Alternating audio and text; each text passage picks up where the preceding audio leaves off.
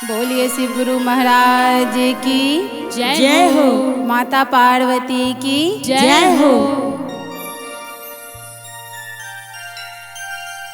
शिव जी से पूछे जय हो हिमालय के नारी। शिव जी से पूछे हिमालय के नारी। बता द जोगिया, बता द जोगिया, कत राखब गौरी प्यारी। बता द जोगिया, कत राखब गौरी प्यारी। बता द जोगिया, कत राखब गौरी प्यारी। बता द जोगिया। शिव गुरु से पूछे, शिव गुरु से पूछे हिमालय के नारी। बता द जोगिया, बता द जोगिया, कत राखब गौरी प्यारी। बता द जोगिया, कत राखब गौरी प्यारी। बता द जोगिया, कत राखब गौरी प्यारी। बता द जोगिया। सबके जे देथिन शिव महल अटारी।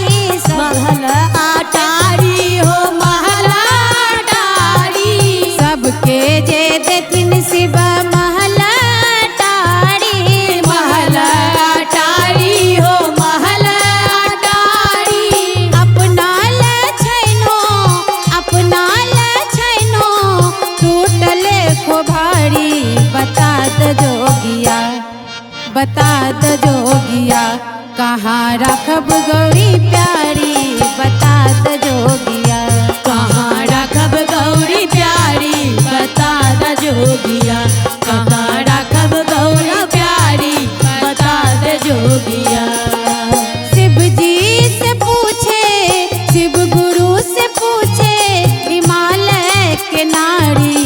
बता द जोगिया, हर कहाँ महादेव। राखब गौरी प्यारी। बता द जोगिया, कहाँ राखब गौरी प्यारी। बता द जोगिया, कहाँ राखब गौरी प्यारी। बता द जोगिया। सबके जे देथिन शिव मोटर गाड़ी। मोटर गाड़ी हो मोटर गाड़ी। सबके जे देथिन शिव मोटर गाड़ी। मोटर गाड़ी हो मोटर गाड़ी। अपना लछैनो, अपना लछैनो, बसहा सवारी। बता द जोगिया, बता द जोगिया, कत राखब गौरी प्यारी। बता द जोगिया, कत राखब गौरी प्यारी। बता द जोगिया, कत राखब गौरी प्यारी। बता द जोगिया। शिव जी से पूछे, शिव जी से पूछे हिमालय के नारी। बता द जोगिया, बता द जोगिया, कहाँ राखब गौरी प्यारी।